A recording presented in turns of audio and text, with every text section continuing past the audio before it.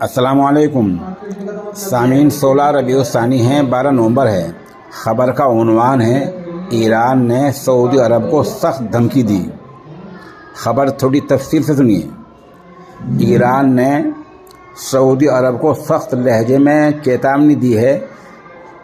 Iran के वज़ीर इस्माइल ख़तीब ने वार्निंग देते हुए कहा कि अभी तक तो ईरान सियासी हालात की वजह से सब्र कर रहा था, लेकिन अगर तनाव इसी तरह से जारी रहता है तो हम ये गारंटी नहीं दे सकते कि ईरान का सब्र का पैमाना कब लबरेज हो जाए।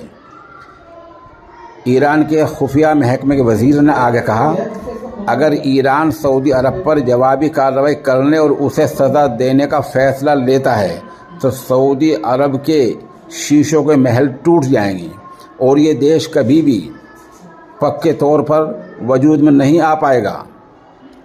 ईरान का कहना है कि हमारे मुल्क में जो हिजाब पर्दे को लेकर मुजाहरे चल रहे हैं उनमें कहीं न कहीं सऊदी का हाथ है और पस मंज़र में पुष्टपनाही सऊदी कर रहा है।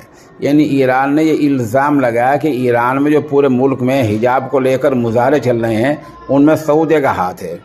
इसलिए ईरान ने इस मामले को लेकर और ये मान कर के सऊदी का हाथ है, सऊदी अरब को 24 घंटे पहले सख्त लहजे में धमकी दी है और वार्निंग दी है कि अगर इसी तरह काम चलता रहा तो ईरान सख्त फैसला ले सकता है और अगर ईरान ने जवाबी हमला किया तो सऊदिया के शीशों के महल टूट जाएंगे।